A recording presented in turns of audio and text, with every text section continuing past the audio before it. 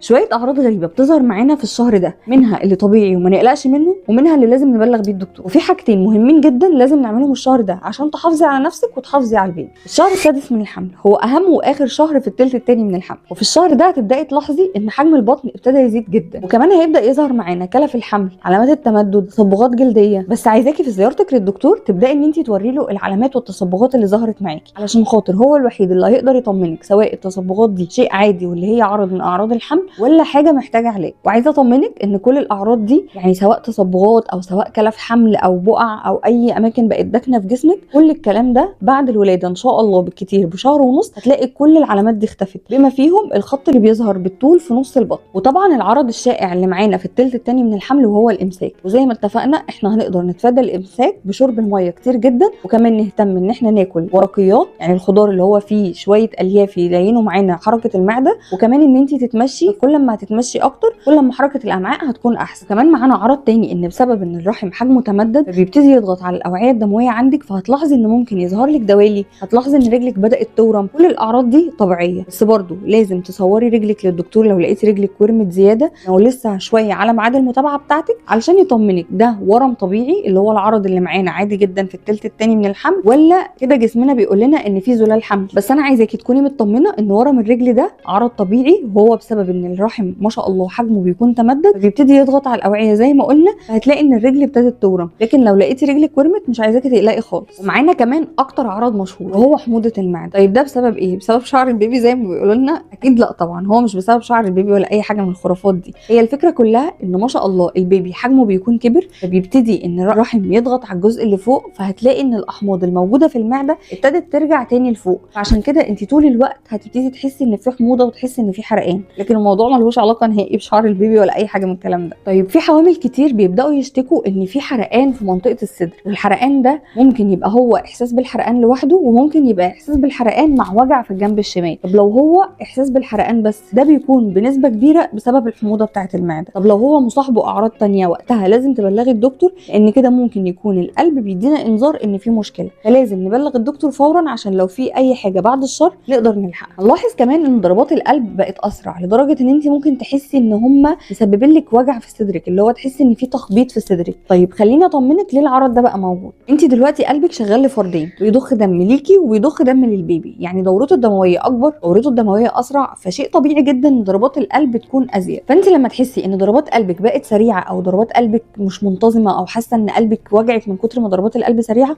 بلغي الدكتور. بس انا عايزاكي تكوني مطمنه ان ده عرض طبيعي زي ما اتفقنا، عشان بس الدوره الدمويه في حاله اسرع شويه. لكن امتى بقى نقلق وامتى لازم نبلغ الدكتور فورا؟ ما نستناش لما تلاقي ان ضربات قلبك سريعه وانت قاعده ما بتعمليش حاجه، وقتها ده لازم تبلغي الدكتور، لان انت قاعده ما بتعمليش حاجه، انت في وضع الراحه وبتنهجي، فده ممكن يكون دليل ان في مشكله في القلب. محتاجه ارجع افكركم بالنقطه اللي بتكلم فيها في كل فيديو من سلسله الحمل، ما ننساش شرب الميه كتير، ما ننساش متابعه قياس الضغط، ما ننساش ناكل الاكل الصحي، نبعد تماما عن الاكل الحراق، نبعد تماما عن الاكل المليان بهارات، نبعد تماما عن الاكل بتاع الشارع. ومش عايزاكي تقلقي لو لقيتي ان الثدي ابتدى يطلع منه زي افرازات صفرة كده، او تلاقي ان هدومك ابتدت تبقع من مكان الثدي، لقيتي فيه نقط كده، ده معناها ان ما شاء الله الغدد اللبنيه ابتدت تقوم بوظيفتها وبتهيئ نفسها ان في بيبي جاي، وبتهيئ نفسها لمرحله الرضاعه. ففي الوقت ده هتبداي تلاحظي ان حجم الثدي بيختلف شويه، وهتبداي تلاحظي زي ما قلنا بيبتدي ينزل نقط او افرازات صفرة كده. وطبعا احنا اتفقنا ان وجع الظهر مكمل معانا لحد الشهر التاسع خلاص، وده لان ما شاء الله كل ما حجم البيبي بيكبر كل ما التقل على الظهر بيزيد،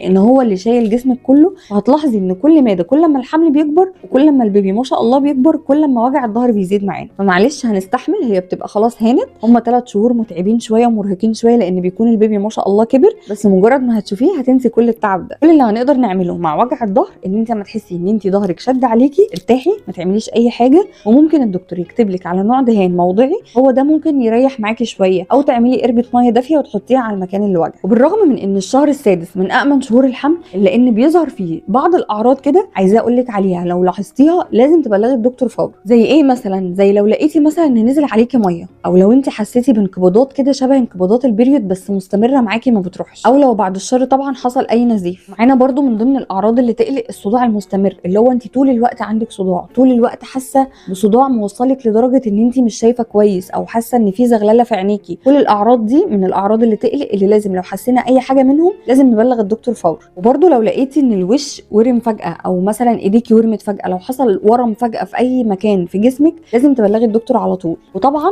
اخطر حاجه معانا او العرض اللي ما ينفعش تستني خالص عنه ان انت لو قعدتي اليوم كامل ما حسيتيش بحركه البيبي. انت دلوقتي خلاص في الشهر السادس، يعني حركه البيبي محسوسه كويس جدا. لو حسيتي ان انت اليوم خلص معاكي وانت ما حسيتيش بحركته نهائي ما تستنيش، يعني يا اما تبلغي الدكتور يا اما تنزلي طوارئ على طول. طيب احنا كده عرفنا مع بعض الاعراض العاديه الطبيعيه اللي بتحصل لاي حامل في الفتره دي، وعرفنا كمان الاعراض اللي لو حسينا بيها لازم نبلغ الدكتور وما نستناش. نتكلم شويه عن البيبي.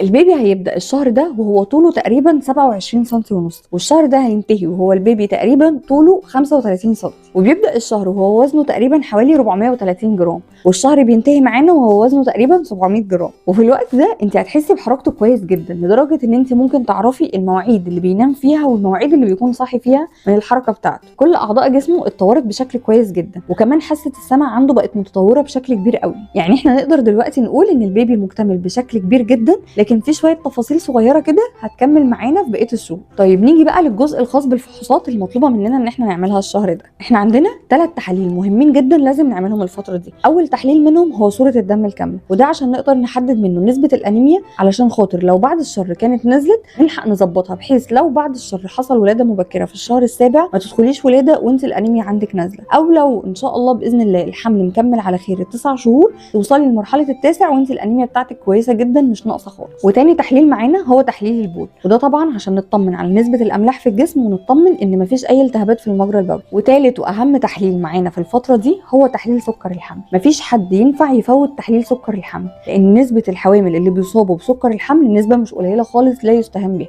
فاحنا لازم نخلي بالنا وتيجي في الفتره دي اي تحليل يطلب منك لازم تلتزمي بيه ولازم تعمليه، وبالذات تحليل سكر الحمل. واخر حاجه معانا في الشهر السادس هنعملها، هنيجي في نص الشهر السادس ان شاء الله هنروح ناخد حقنه التيتانوس. حقنه التيتانوس دي مهمه جدا يا جماعه. انا مش عارفه ليه معظم الامهات بيرفضوا ان هم ياخدوها، مع ان هي مش مؤلمه خالص، ما بتسببش اي اثار جانبيه سواء ليكي او للبيبي، بالعكس دي بتحميكي وبتحمي البيبي، وكمان متوفره في اي وحده صحيه مجانيه، يعني انت مش هتدفعي اي تكلفه علشان خاطر تاخديها. فليه معظم الامهات بيرفضوا ان هم ياخدوها؟ انت لما تاخديها ممكن بعد الشر، يعني قبل ما تاخديها معرضه ان مثلا يحصل حيوان يعضك في الشارع مثلا، او ان انت تدوسي على مسمار، او لاي تلوث، اي حاجه بطول جسمك بطول البيبي، فانت ليه تعرضي نفسك للخطر وتعرضي البيبي كمان للخطر وانت في ايدك الحل؟ معاكي حاجه مجانيه مش هتسبب اي اثار جانبيه ليكي، مش هتسبب اي اثار جانبيه للبيبي، جسمك ما بيديش اي رد فعل عنها، فليه نرفض ان احنا ناخدها؟ هي بتكون عباره عن جرعتين، هتاخدي اول جرعه في نص الشهر السادس وهتاخدي الجرعه الثانيه في نص الشهر السابع،